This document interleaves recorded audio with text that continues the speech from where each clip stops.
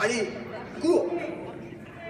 Mes très chers camarades, je vous apporte le salut fraternel donc, du syndicat France Ouvrière à Aéroport de Paris. Comme vous le savez, Aéroport de Paris est une entreprise cotée en bourse, mais qui néanmoins reste publique. Et j'ai obtenu récemment des engagements comme quoi, contrairement à Toulouse, vendu aux Chinois, Nice qui sera vendu, je ne sais pas si c'est aux Chinois ou aux Qataris, peu importe, mais en tout cas, ce que la droite avait mis en place avec la loi de 2008 sur la modernisation des aéroports, c'est un gouvernement prétendu de gauche qui aujourd'hui privatise les aéroports de France, quitte à ce que ce soit entre les mains des Chinois, des Qataris, peu importe. Pour l'instant, nous, Aéroport de Paris, on n'est pas dans la boucle. On nous a dit que ce n'était pas d'actualité, mais vous savez, camarades, quand on dit que ce n'est pas d'actualité, ça veut dire que dans 2-3 ans, ça peut l'être. En tout cas, on génère là 350 millions de bénéfices nets après impôt. On reverse 200 millions aux actionnaires privés et de l'État, puisque l'État détient un peu plus de 50%. Donc vous voyez, l'entreprise va bien du point de vue des actionnaires. Pour le personnel, c'est pas la même chose. Zéro d'augmentation de salaire, une stricte limitation. Alors quand ils disent une stricte limitation, pour 2015, c'est zéro pointé. C'est-à-dire que la direction ose convoquer les syndicats en leur proposant zéro, au prétexte que nos acquis statutaires font qu'on a des échelons, l'ancienneté, etc., etc. Donc en fait, ce qu'on a obtenu il y a des décennies, on nous le reprend de l'autre main, au travers de non-augmentation des salaires. Alors, on a d'autres problèmes aussi. La loi Diard fait que nos camarades en horaire décalé doivent se porter grévistes 48 heures avant la grève et que parfois ils ne savent même pas s'ils travaillent ou pas ce jour-là. Donc la dernière grève qu'on a organisée, on a quand même eu plus de 10% de grévistes dans l'entreprise, mais préparés à les dernières minutes. Donc là, on a un mouvement d'ampleur qui se prépare, qui est plus fort. Alors un mot aussi, comme d'autres camarades l'ont dit, la loi Macron ne voyait pas seulement que la question du travail du dimanche, hein, puisqu'en fait elle prépare la cession des actifs de l'État au privé. Et dans le même temps, elle liste d'ailleurs la privatisation totale des aéroports que j'ai cité tout à l'heure de Nice et Lyon. C'est la première fois où le gouvernement inscrit dans une loi une privatisation totale, puisqu'auparavant, y compris mon entreprise, l'État s'engageait à conserver une majorité des actions. Ce qui voulait dire que le statut du personnel était préservé. Donc voilà, cette situation est extrêmement grave. Y compris, on voit le MEDEF qui nous provoque en mettant en cause les IRP, en parlant de mettre en place un conseil d'entreprise comme en Allemagne, mais sans donner le pouvoir, parce qu'en Allemagne, le système de codécision fait que si les élus du personnel votent contre un projet, il ne passe pas. Alors qu'en France, les patrons disent on s'en fout de la position du comité d'entreprise, c'est moi le patron qui décide que je travaille dans l'intérêt de la société. Donc, vous voyez, cette situation est quand même, me semble, particulièrement grave. Alors j'ai entendu M. Valls dire, puisque les partenaires sociaux, je mets des guillemets, hein, parce que moi je préfère le terme organisation syndicale, organisation patronale. Donc en fait, Valls dit, je reprends la main.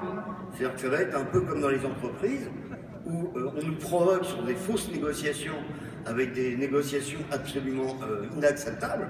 Genre, je vous propose zéro et je vous demande de signer un document comme quoi vous êtes d'accord pour avoir aucune augmentation de salaire.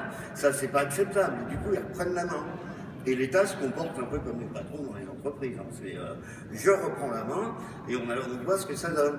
Alors la loi Macron, elle a aussi des côtés extrêmement pervers. Elle veut réduire en fait le nombre de représentants des salariés dans les conseils d'administration. Donc en fait, elle détruit une loi qui était quand même assez emblématique parmi les lois Auroux, la loi de 83 de la DSP, qui faisait qu'un tiers des administrateurs étaient élus par les salariés. Alors ça ne voulait pas dire qu'on prenait le pouvoir dans les conseils d'administration, bien entendu.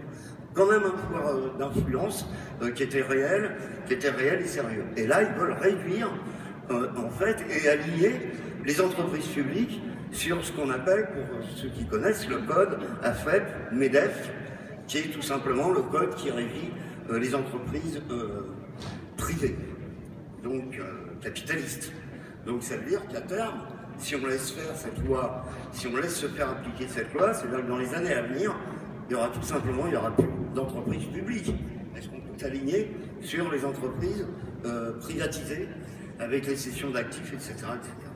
Alors, dernier point, moi je pense que dans ce contexte, on l'a écrit notre syndicat l'a écrit récemment. Faudra-t-il la grève générale pour les arrêter? Parce qu'on se rend compte qu'en fait, le gouvernement, entre guillemets, rose, versus le gouvernement bleu, c'est la même politique qui s'applique totalement, en fait, au service du capitalisme. Donc je pense que dans ces conditions, il faudrait que notre confédération se radicalise. Moi, j'estime que la grève générale, c'est quelque chose qui a été, depuis le congrès de Nantes, avant le congrès d'Amiens, qui a été quelque chose de programmatique pour combattre le capitalisme, tout simplement. De façon globale, mais aussi de façon ponctuelle, s'il le faut. On a été capable, en 1936, en 1968, on était capable aussi de foutre le gouvernement juppé par terre. Pourquoi ne pas aujourd'hui envisager, y compris de faire ça? Donc je pense qu'il faut effectivement rompre avec un faux dialogue social qui est une mascarade. Je le dis comme je le pense. Je pense qu'on a un certain nombre à partager ce point de vue dans la salle. D'ailleurs, mon syndicat a adopté une contribution, une forme de rapport, pour dire qu'il faut à tout prix maintenant, nous aussi, taper fort. Parce que là, ils sont en train de nous détruire. Et je pense que si on se laisse faire, ça va être de pire en pire. Un type comme Valls ou un type comme Macron, ils vont nous détruire. Donc je pense qu'il faut qu'on ait cette prise de conscience et qu'on se dise qu'à un moment donné, nous aussi, on est capable de descendre par millions. Alors peut-être que pour l'instant, il y a un travail pédagogique à faire. D'ailleurs, j'aimerais bien que la Confédération fasse des fiches un peu plus sérieuses sur la loi Macron. Je ne dis pas que c'est pas sérieux ce que nous avons fait, mais plus pédagogique pour convaincre que maintenant, ça suffit. Maintenant, il faut cogner. Il faut cogner très fort. Et ce n'est pas des grèves à sous-mouton qui vont faire reculer ce gouvernement comme un autre. Donc voilà, mes très chers camarades. Donc, je vois qu'il me reste encore une minute, mais je ne vois pas pourquoi, une fois que j'ai fait le tour de ce que je devais vous dire, que je prendrai une minute de plus. Donc je vous remercie d'avoir écouté. Et puis camarades, bon courage.